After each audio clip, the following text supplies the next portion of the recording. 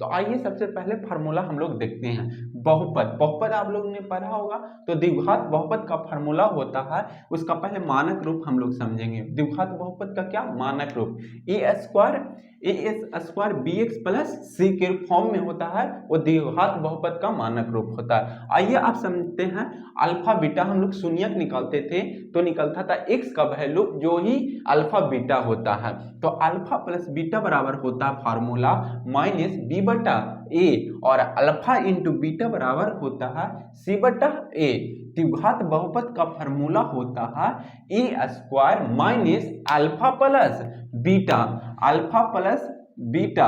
Into X plus alpha into beta होता है। क्या होता है, द्विघात बहुपद का फार्मूला होता है x square minus alpha plus beta plus alpha into beta, ये द्विघात बहुपद का फार्मूला है। नेक्स्ट, अब इसमें इस चैप्टर में निकालने का आता है कुछ क्वेश्चन दिया रहेगा, अल्फा माइनस बीटा का होल स्क्वायर क्या होता है, तो इस फॉर्म में अल्फा प्लस बीटा के whole square minus 4 alpha beta होता है। क्या होता है, माइनस 4 अल्फा बीटा होता है। फिर नेक्स्ट हमारा फार्मूला है alpha square plus beta square बराबर अल्फा प्लस बीटा की whole square minus 2 alpha beta. क्या, अल्फा प्लस बीटा का whole square minus 2 alpha beta. Next इसमें आता है alpha square plus beta square बराबर हम लोग जानते हैं अल्फा प्लस बीटा के cube minus 3 alpha beta into alpha plus beta होता है। Alpha cube plus beta cube बराबर हम लोग जानते हैं अल्फा प्लस बीटा का whole cube minus 3 alpha beta into alpha plus beta. Next हमारा है alpha square minus beta square बराबर फार्मूला क्या जानते हैं, अल्फा प्लस बीटा और इंटू अल्फा माइनस बीटा। इस फार्मूले पे लगाओ, A square minus B square वाला पे है A plus B into A minus B.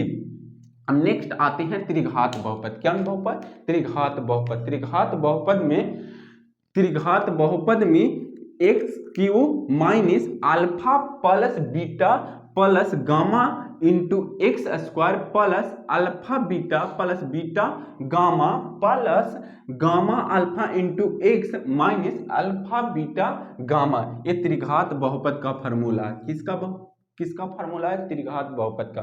त्रिघात बहुपद का क्या है, X cube minus alpha plus beta plus gamma into X square plus alpha beta plus beta gamma plus gamma और alpha into X minus alpha beta gamma. अब इसका शून्यक क्या होगा, शून्यक होता है त्रिघात बहुपद में 3 और द्विघात बहुपद में 2, अल्फा और बीटा। त्रिघात बहुपद में शून्यक 3 होते हैं, अल्फा बीटा गामा। तो इसका योग, शून्यकों का योग क्या होता है, तो alpha plus beta plus gamma बराबर माइनस बी बटा ए होता है, और इसका गुणनफल alpha into beta into gamma बराबर माइनस डी बटा ए होता है, माइनस डी बटा ए होता है। अब नेक्स्ट हमारा चैप्टर है जिसमें पहचानना होता है कि उसमें क्या कैसा हल है, तो दिया हुआ है संगत हल होगा, कंडीशन है संगत हल होगा, तो इसका हल क्या होगा, अद्वितीय होगा। क्या होगा, अद्वितीय होगा, यानी a1 बटा a2 not equal to b1 बटा b2 होना चाहिए। यानी अद्वितीय हल के लिए क्या कंडीशन होगा, a1 बटा a2 not equal to b1 बटा b2, तो हल कैसा होगा, अद्वितीय होगा लेकिन संगत ही होगा।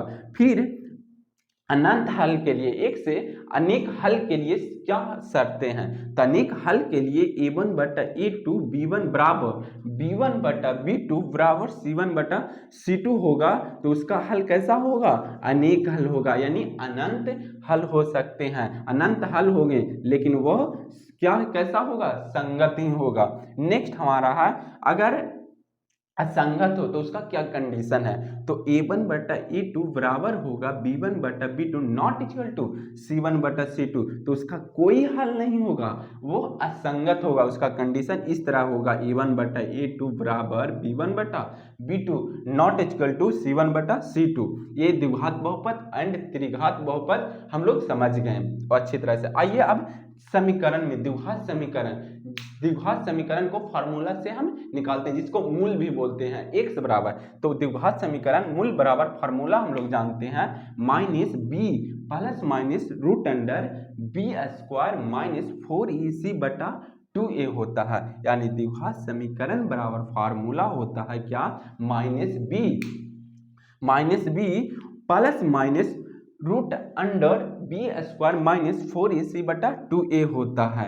अब आते हैं क्या नेक्स्ट फार्मूले पे, सार अंतर, यानी सार अंतर। तो सार अंतर डी को d बराबर t2 माइनस t1 होता है। डी बराबर क्या, सार अंतर t2 माइनस t1 होता है। इसका tn अंतिम पद n हुआ क्या, tn का फार्मूला क्या हम लोग जानते हैं, a plus n minus 1 into D. फिर एक tn का फार्मूला होता है, सम दिया हो, एसन दिया हो, तो उस फॉर्म में tn का फार्मूला होता है एसन माइनस 1 होता है। यहाँ तक आप लोग समझ में आ गया होगा। फिर नेक्स्ट आता है दूरी सूत्र से हम निकालना आता है। तो दूरी सूत्र बराबर फार्मूला होता है root under x1 minus x2 का whole square plus y1 minus y2 का होल स्क्वायर। आइए अब त्रिकोणमिति का जो मैथ में बहुत ही महत्वपूर्ण टॉपिक है त्रिकोणमिति, इससे 20 से 30 नंबर आता ही आता है। इसका डायरेक्ट फार्मूला भी आता है एग्जाम में, लगभग 2 से 3 क्वेश्चन सिर्फ डायरेक्ट फार्मूला। तो फार्मूला को हम लोग अच्छी तरह से याद करेंगे। आइए देखते हैं क्या है त्रिकोणमिति में। त्रिकोणमितीय निष्पत्ति हम लोग जानते हैं कितना, 6 होते हैं, sine cos tan cosec sec cot. तो आइए साइन का फार्मूला हम लोग देखते हैं। साइन थीटा बराबर फार्मूला हम लोग जानते हैं पी बटा एच। क्या जानते हैं, पी बटा एच। तो अब देखो साइन का उल्टा होता है कॉसेक। क्या, साइन का उल्टा होता है कॉसेक। तो साइन का उल्टा हुआ कॉसेक, तो साइन थीटा बराबर जानते हैं पी बटा एच, और कॉसेक थीटा उलट जाएगा तो एच बटा पी। यहाँ तक समझ में आ गया। अब नेक्स्ट हुआ कॉस थीटा बी बटा एच। अब कॉस का उल्टा होता है सेक। क्या होता है, कॉस थीटा का उल्टा होता है सेक थीटा, यानी सेक थीटा बराबर एच बटा बी होगा। क्या होगा, एच बटा बी होगा। टेन थीटा बराबर पी बटा बी हम लोग जानते हैं, तो टेन का उल्टा होता है कॉट, तो कॉट थीटा बराबर बी बटा बी होगा। आई होप आप लोग समझ में आ गया होगा। आइए अब जब दो अपोजिट को, जब दो त्रिकोणमितीय अपोजिट को हम गुना करते हैं तो उसका क्या होगा। अगर tan को cot से गुना करें तो गुना करके यानी tan इंटू कॉट बराबर क्या होगा, 1 होगा। क्या होगा, 1 होगा।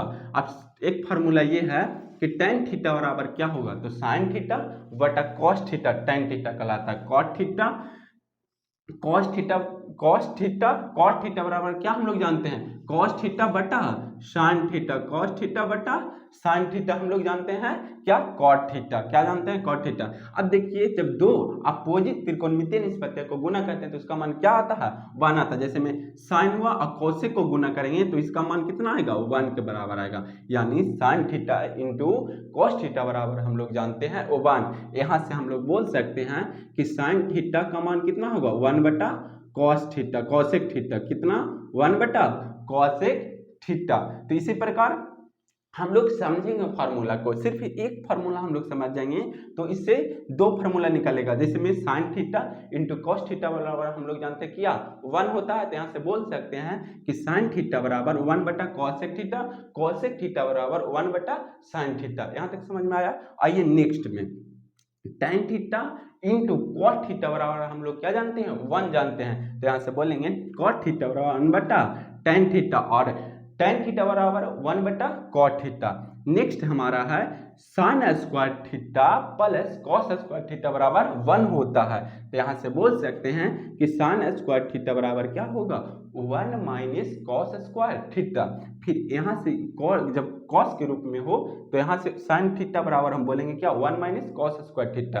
अगर कॉस पूछे तो कॉस स्क्वायर थीटा बराबर होगा 1 माइनस साइन स्क्वायर थीटा। सिर्फ एक फार्मूला, बेसिक फार्मूला याद करना है। क्या करना है, sign square theta plus cos square theta बराबर क्या जानते हैं हम लोग, 1 जानते हैं। अगर हमें कॉस स्क्वायर थीटा निकालना हो तो इधर प्लस में, उधर जाएगा तो माइनस में, यानी कॉस स्क्वायर थीटा बराबर बोलेंगे 1 minus sine square theta. Next हमारा है sec square theta minus tan square theta बराबर क्या जानते हैं, 1 होता है। क्या होता है, 1 होता है। तो यहाँ से बोल सकते हैं कि सेक स्क्वायर थीटा बराबर 1 प्लस tan स्क्वायर थीटा, और नेक्स्ट यहाँ इसमें होगा tan स्क्वायर थीटा बराबर सेक स्क्वायर थीटा माइनस 1। क्या होगा? Sec square theta minus 1। इसको इधर भेज देंगे तो tan स्क्वायर थीटा ये इधर आ जाएगा, तो इसको बोल सकते हैं 1 sec square minus sec square theta minus 1। यहाँ पे थोड़ा सा समझिएगा कि इधर माइनस में उधर जाएगा तो प्लस में, ये प्लस में इधर आएगा तो माइनस में। नेक्स्ट क्वेश्चन है हमारा फार्मूला साइन 90 माइनस थीटा। क्या? साइन 90 माइनस थीटा होता है cos theta. Sine 90 minus theta क्या होता है? Cos theta. Cos 90 minus theta sine theta होता है। Cos 90 minus theta sine theta होता है। Tan 90 minus theta cot theta होता है। Cot 90 minus theta tan theta होता है। ये फार्मूला हम लोग को याद करना पड़ेगा। Sec 90 minus theta cosec theta होता है। Sec 90 minus theta cosec theta होता है। Cosec 90 minus theta sec theta होता है। कॉसेक 90 माइनस थीटा क्या होगा? सेक थीटा, यानी sec 90 minus theta cosec theta और cosec 90 minus theta sec theta. आइए अब त्रिकोणमितीय टेबल जिसका मान हमें याद करना है, इसको बेहतरीन तरीका से हम लोग समझते हैं। देखिए, दो गो को याद करना है, रटना बिल्कुल भी नहीं है, सिर्फ समझना है। तो दो गो सिर्फ साइन का अगर याद करनी है, अगर सोचेंगे तो पूरे त्रिकोणमितीय टेबल साइन का याद हो जाएगा। तो कॉस का भी याद कर लेंगे, टेन का भी याद कर लेंगे, सेक का भी याद कर लेंगे, कॉसेक का भी याद कर लेंगे, कॉट का भी याद कर लेंगे। आइए समझते हैं। साइन 0 के मान सिर्फ इसको याद करना है, तो साइन 0 का मान 0 होता है। साइन 30 1/2, साइन 45 1/√2, साइन 45 1/√2 होता है। साइन 60 √3/2 होता है। साइन 90 1 होता है। साइन 90 का मान 1 होता है। जब साइन का याद हो गया तो साइन का जब याद होगा तो कॉस के लिख के इधर से शुरू कर देंगे, यानी जो साइन 90 का मान होगा वही कॉस 0 के मान होगा। क्या?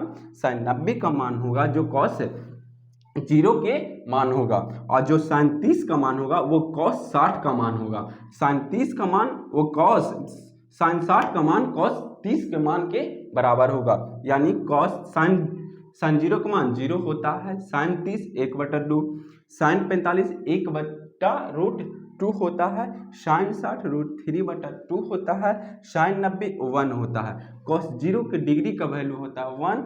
कॉस 30 का मान होता है √3/2 होता है। कॉस 45 डिग्री का मान होता है 1/√2 होता है।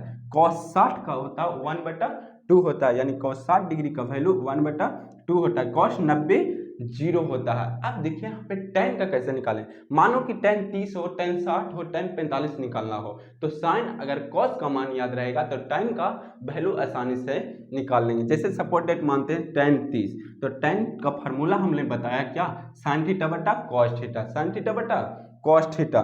तो tan 30 का वैल्यू साइन 30 हमें पता है, कॉस 30 पता है, हल करने हमें आता है। साइन 30 का वैल्यू होता है 1/2, कॉस 30 √3/3। अब ये इसमें हल करना हो तो ऊपर वाला हर कोई एक जगह रखेंगे, यानी 1/2। अब नीचे वाला सबसे चल जाएगा ऊपर, यानी 2/3 कट जाएगा, तो साइन 30 का मान 1/√3 आ जाएगा। अगर हमें निकालना हो सेक 30, तो हमें कॉस 30 का मान पता है। कॉस 30 का कितना होता है? √3/2। तो सेक 30 1 कॉस होता है, तो 1/√3/2 करेंगे तो 2/√3 आ जाएगा सेक 30 का। आई होप आप लोग समझ में आ गया होगा। आइए अब क्षेत्रमिति का कुछ फार्मूला देखते हैं। इससे भी क्वेश्चन हमेशा एग्जाम में आते रहता है। क्षेत्रमिति से 5 नंबर 2 नंबर कुछ ऑब्जेक्टिव में फार्मूला भी आ जाते हैं। तो देखते हैं त्रिभुज का क्षेत्रफल क्या होता है। तो त्रिभुज का क्षेत्रफल जब भुजा दिया हो तो 1/2 आधार गुनी ऊंचाई होता है। क्या होता है? त्रिभुज का क्षेत्रफल 1/2 और आधार गुनी ऊंचाई होता है। त्रिभुज का परिमाप तीनों भुजाओं का योग होता है। त्रिभुज का परिमाप कितना होता है? तीनों भुजाओं का योग होता है। समबाहु त्रिभुज का क्षेत्रफल, समबाहु त्रिभुज जिसका तीनों भुजा क्या हो? बराबर हो, क्या कहलाता है? समबाहु त्रिभुज। तो समबाहु त्रिभुज का क्षेत्रफल क्या होता है? √3/4 गुने भुजा स्क्वायर। √3/4 गुने क्या होता है? भुजा स्क्वायर। समबाहु त्रिभुज का क्षेत्रफल। समबाहु त्रिभुज का परिमाप 3 गुने भुजा होता है, यानी 3 गुने भुजा होता है। समबाहु त्रिभुज की ऊंचाई √3/2 गुने भुजा होता है। समबाहु त्रिभुज का ऊंचाई क्या होता है? √3/2 गुने भुजा होता है। समबाहु त्रिभुज का भुजा क्या होता है? 2/√3 गुने ऊंचाई, यानी समबाहु त्रिभुज का भुजा निकालना हो तो उसमें दिया रहेगा ऊंचाई, तो हम ये फार्मूला लगाएंगे 2/√3 गुने ऊंचाई, तो क्या निकलेगा, समबाहु त्रिभुज का भुजा निकलेगा। समबाहु त्रिभुज के अंदर वृत्त रहे, क्या रहे, वृत्त रहे, समबाहु त्रिभुज के अंदर वृत्त रहे तो वृत्त का त्रिज्या होगा a/2√3, क्या, a/2√3, जहां a है भुजा, क्या है, a भुजा है। अगर समबाहु त्रिभुज के बाहर, समबाहु त्रिभुज के बाहर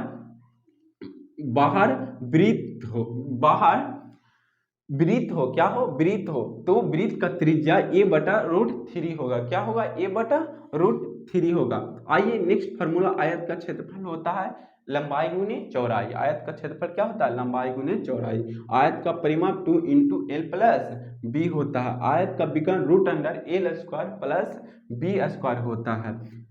वर्ग का क्षेत्रफल भुजा स्क्वायर होता है। वर्ग का परिमाप 4 गुने भुजा होता है। वर्ग का परिमाप हम लोग क्या जानते हैं, 4 गुने भुजा जानते हैं।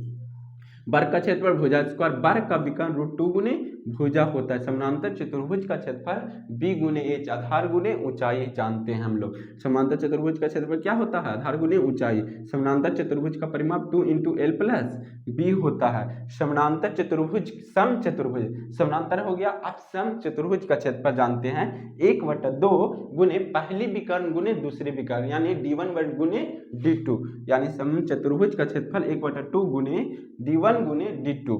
नेक्स्ट सम चतुर्भुज का परिमाप 4 गुने भुजा होता है, क्या होता है, 4 गुने भुजा होता है। सम चतुर्भुज का भुजा निकालना हो, जब दो विकर्ण दिया हो तो सम चतुर्भुज का भुजा निकालना हो तो यह फार्मूला लगेगा 1/2 पहली विकर्ण का होल स्क्वायर प्लस दूसरी विकर्ण का होल स्क्वायर, यानी सम चतुर्भुज का भुजा 1/2 गुने √d1 का स्क्वायर प्लस d2 का स्क्वायर होगा, d1 का स्क्वायर प्लस d2 का स्क्वायर होगा।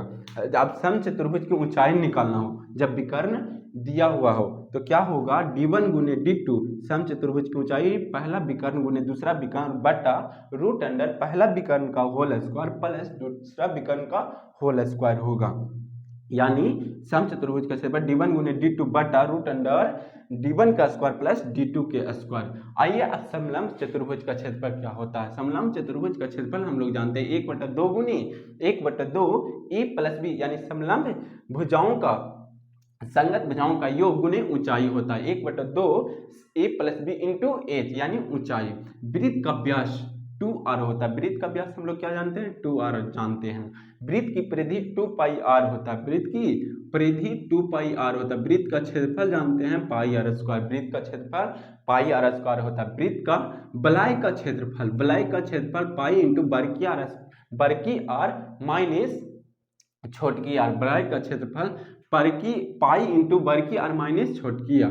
पहिया द्वारा तय की गई दूरी बराबर क्या होगा, 2πr। पहिया द्वारा तय की गई दूरी 2πr होता है। अर्धवृत्त का क्षेत्रफल 1/2 गुने πr² होता है। अर्धवृत्त का क्षेत्रफल क्या होता है, 1/2 गुने πr²। अर्धवृत्त की परिधि πr + 2r होता है। 2r बराबर बोल सकते हैं d, यानी इसका ऐसे भी बोल सकते हैं πr + d, यानी d को व्यास बराबर हम बोले क्या, 2r, तो यहाँ 2r की जगह पे d भी बोल सकते हैं, कोई दिक्कत नहीं होगा।